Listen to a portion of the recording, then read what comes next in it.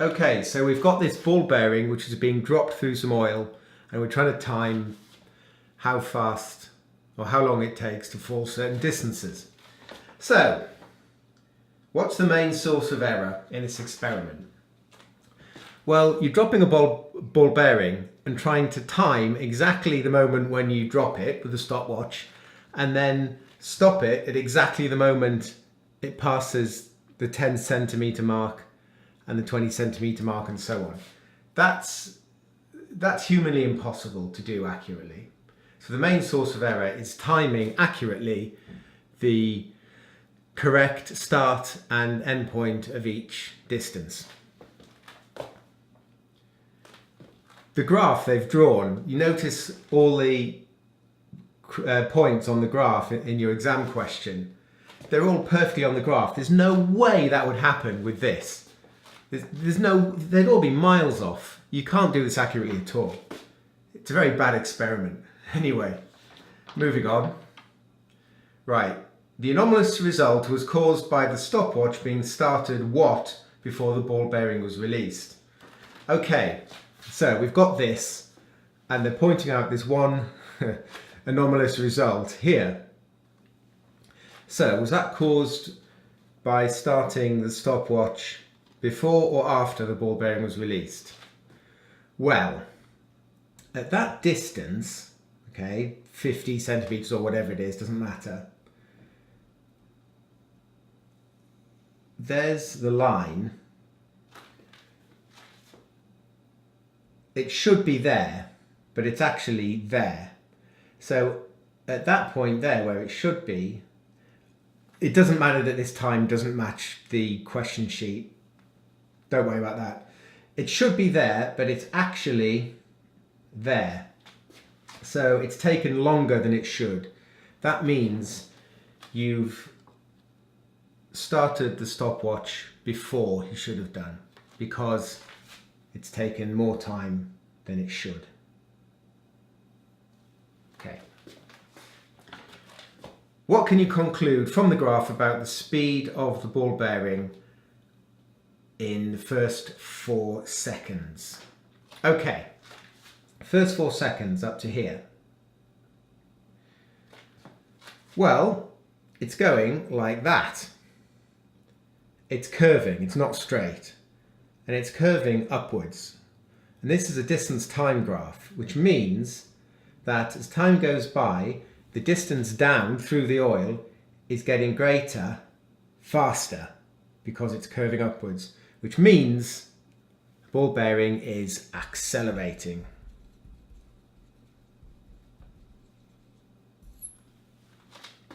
It's the best answer you can give, or you could say that the speed is increasing. Okay. What's next? How would you calculate the terminal velocity from the graph? Okay, so at some point it reaches terminal velocity, which means it keeps falling through the oil with a constant velocity. How would you calculate that from this graph? Well, I've tried to draw it here, but at some point the graph stops curving and it's a straight line from roughly there-ish onwards. When it's straight, distance time, then you're travelling at constant velocity. So from that point onwards, it's at terminal velocity. So it's reached terminal velocity there. So on a distance time graph, to calculate the velocity, well, speed is distance over time. So it's that divided by that. So what you would do is, the short answer for your exam, in an exam, just say calculate the gradient of the straight bit of the graph. That's what you put in the exam. Get all the marks. But to actually calculate the gradient, it's rise over run. So you just take a chunk of the straight bit. That'll do. The rise, you do that distance there. So read off those values. Okay, that's the rise. Do that divided by the run. Read off that value there and that one there. That's the run. So speed is distance over time, distance divided by time, rise over run. It's the gradient. Okay, that's probably too much. Anyway, let's move on. Explain why the ball bearing reaches terminal velocity. Right. Well, initially, the velocity of the ball bearing is 0. So there's no drag force upwards. But its weight is constant, so there's a constant weight force acting on the ball bearing downwards. Therefore, it accelerates down. Therefore, its velocity increases. Therefore, the drag force upwards, let's not put that there, because when it's there, the starting position, there's no drag force.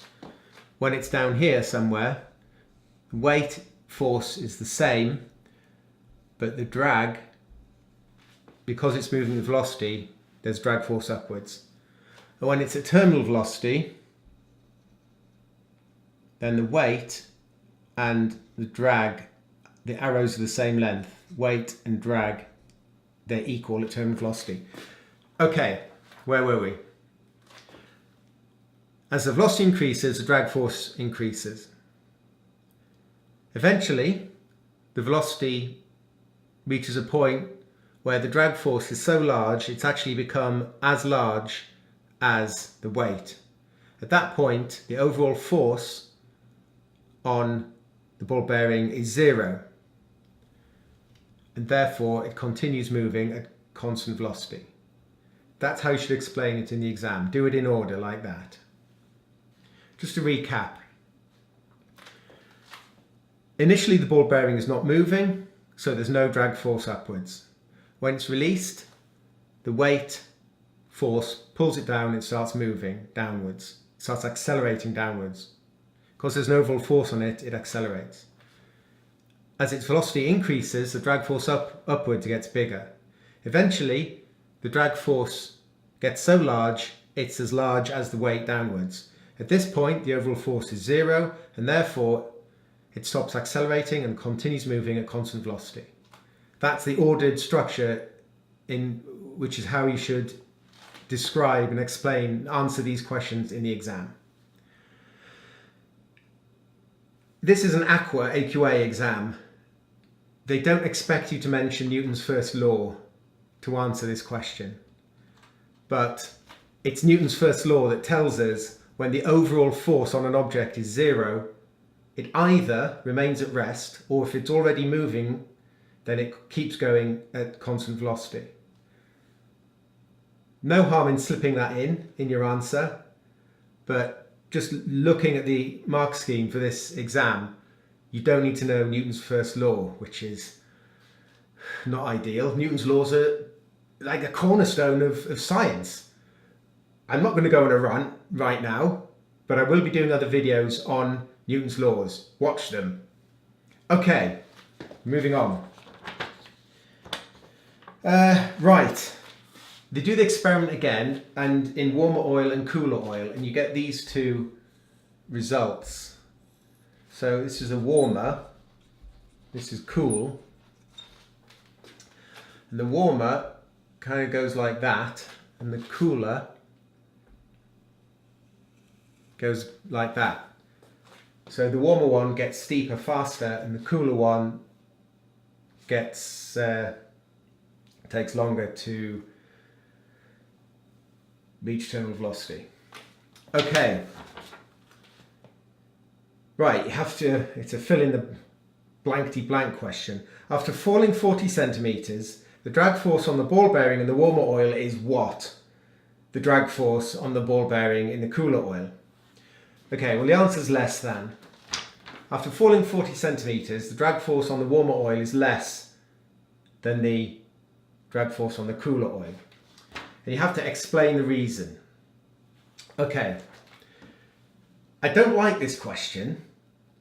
It's not clear what they're actually asking you, really, because you could be completely forgiven, I think, in the exam for giving a physics explanation as to why warmer oil provides less of a resistance than cooler oil. But you wouldn't get any marks for that. like I say, it's not clear from the question, but what they want you to do is to focus purely on these two graphs to answer the question. Don't get into the physics of why molecules in a warmer oil provide less drag than in a cooler oil. They just want you to go by these graphs. So that's a bit unfair, I think. So let's just look at these graphs and explain it purely by that. So it says, what, after falling 40 centimetres. So you look at the 40 centimetre mark in both graphs and go along and down to get the time. And that time here on the warmer graph is simply less than the time on the cooler graph. And therefore, it's taken less time to fall the same distance on the warmer graph than the warmer oil than the cooler oil. So that's the first point. The weight downwards on the ball bearing is the same for both. And therefore, because this one's taken less time, it's accelerated faster than this one, which means the overall force must be greater for this one, which means the drag must be less in this one. That gets you the marks. I'll just go through that again. In the warmer oil, it's taken less time to travel the same distance than the cooler oil. It has therefore accelerated faster in the warmer oil than the cooler oil. Therefore, the overall force in the warmer oil than cooler oil is greater. This is only possible if the drag force in the warmer oil is less than in the cooler oil, because the weights are the same. That's it. I think that's everything, isn't it? Yeah, there you go. Watch my videos on Newton's laws.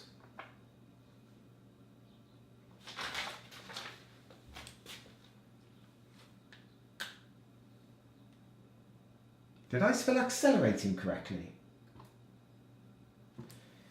I think I'm dyslexic.